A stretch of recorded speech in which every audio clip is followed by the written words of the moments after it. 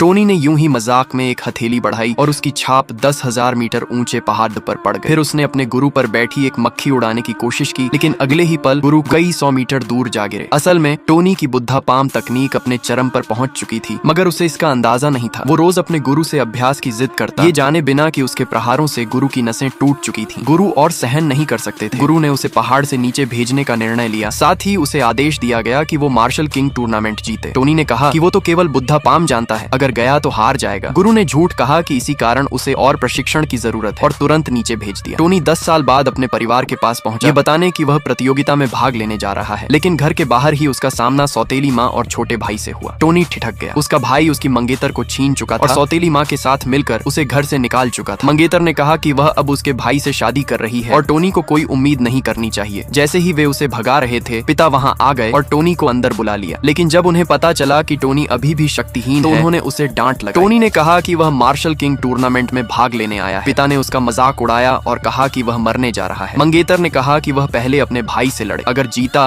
प्रतियोगिता में भाग ले सकता है। टोनी तैयार हो गया। तभी उसकी छोटी बहन दौड़ती हुई आई और बोली कि उसका भाई फिस्ट तकनीक में 9वें स्तर पर पहुंच चुका है, टोनी हार जाएगा। सौतेली माँ ने चाल चली, बोली टोनी को लड़ने दिया जाए ताकि वो सबके सामने हार कर खुद ही शर्मिंदा, फिर उसे हमेशा के लिए निकाल देना आसान हो जाएगा। पिता, जो हमेशा उसकी सुनते थे, मान गए। टोनी की बहन ने सोचा कि उसे पारिवारिक तलवार विधा सिखाई जाए, लेकिन टोनी ने उसे एक बार देखा और तुरंत उससे भी ऊंचे स्तर पर उसका प्रदर्शन कर दिया। बहन डर गई। टोनी खुद भी हैरान था। उसे लगा शायद तलवारबाजी ही उसका असली रास्ता है और उसकी 10 साल की मुट्ठी साधना व्यर्थ चली। कुछ ही दिन में मार्शल गॉड टूर्नामेंट शुरू हो गया। पहला राउंड था नंगे हाथों से ईंटें तोड़ना। प्रतिद्वंदी ने एक बार में 8 ईंटें तोड़ दी। भीड़ ने तालियां बजाई। टोनी ने पूरी ताकत से प्रहार किया। 8 ईंटें चूर्ण बन गई। दर्शक स्तब्ध रह गए, लेकिन जज पहले ही रिश्वत ले चुका था। उसने प्रतिद्वंदी को विजेता घोषित कर दिया। टोनी को गुस्सा आया, पर कुछ कर नहीं सका। दूसरा राउंड था तलवार द्वंद्व। प्रतिद्वंदी ने जीवन मृत्यु का समझौता करने को कहा। टोनी ने तुरंत हामी भर दी। छोटी बहन ने उसे रोकने की कोशिश की। उसने कहा कि प्रतिद्वंदी की तलवारबाजी देश भर में प्रसिद्ध है और टोनी अभी शुरुआती स्तर पर है, अगर लड़ा तो मारा जाएगा। प्रतिद्वंदी ने ठंडी मुस्कान के साथ टोनी की ओर देखा और उसकी हार का इंतजार करने लगा।